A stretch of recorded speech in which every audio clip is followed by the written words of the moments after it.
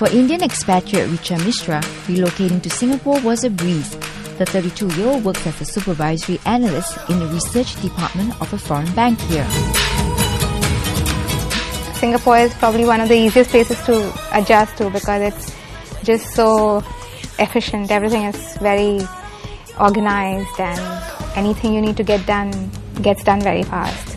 But she came face to face with some stereotypes when looking for a place to rent. What do you think are some of the stereotypes that people have of Indians? I haven't had anything of that sort, but when I was looking for a house to rent, even before I came, I was surfing the net for places to rent, and you would find some places which would say Chinese or Indians don't, not welcome kind of thing. Oh, is that so? Do they have some discrimination for Chinese and Indians? The agent told me that people don't want to rent it to Indians because first of all they don't want to, and second is that Indians cook with a lot of spices, so it all gets into the kitchen cabinet and the smell. But after they met you, there was no issue with your landlord. Do you have any issues with your landlord? Probably she looked at me and she said that this one won't cook so much. So Home is now one-bedroom apartment in the River Valley area. But despite the comfortable physical living arrangements, Richa missed her family and struggles with homesickness even after 9 months here. yeah, so I think it's kind of been easy to adjust to, but I miss my family, so I feel homesick. Everybody is very family focused and things like that. So they work and then they go home and that's it. So you don't it's not so easy to make friends, to go out with. So she has taken to joining a cyber community called the Meetup Group, which offers expatriates and locals alike the opportunities to participate in offline activities based on interests and hobbies. Richa and I actually met on the Singapore Adventurers and Nature Lovers Group.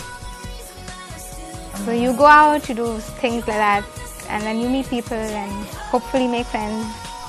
Besides having to deal with homesickness, she's stumped by the ubiquitous local lingo used in our food menus.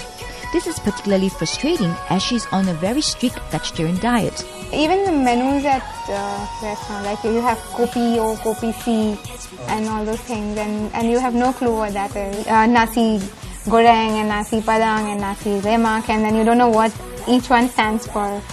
So like navigating the menu is a tricky thing for you? Actually, especially because I'm vegetarian, so I have to be extra careful because I don't know what each one has. There's been a lot of times when I've said that I want vegetarian, they say yes, it's vegetarian.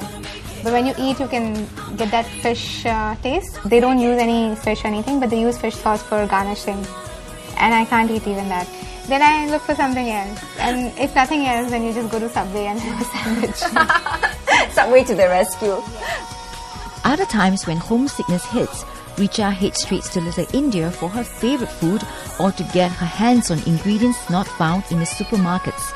You don't get the flour for making chapatis. The flour that you get in other places, that's not the one that we use. You don't get pulses for dal and things like that. Any spices you don't get. Though she's all praise for Singapore, she's not ready to call Singapore home yet. It's a great place and you have loads of opportunities, and standard of living is good because you have the infrastructure and you have everything.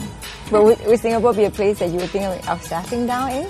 If you ask me right now, no, I just want to go home. I don't want to settle down in Singapore. I told myself that I'll give it some time before I pass any kind of judgment on whether I would want to live in a place or not, because it's too early to say that. But for some expatriates, they have taken the plunge to making Singapore their permanent home and even taking up citizenship.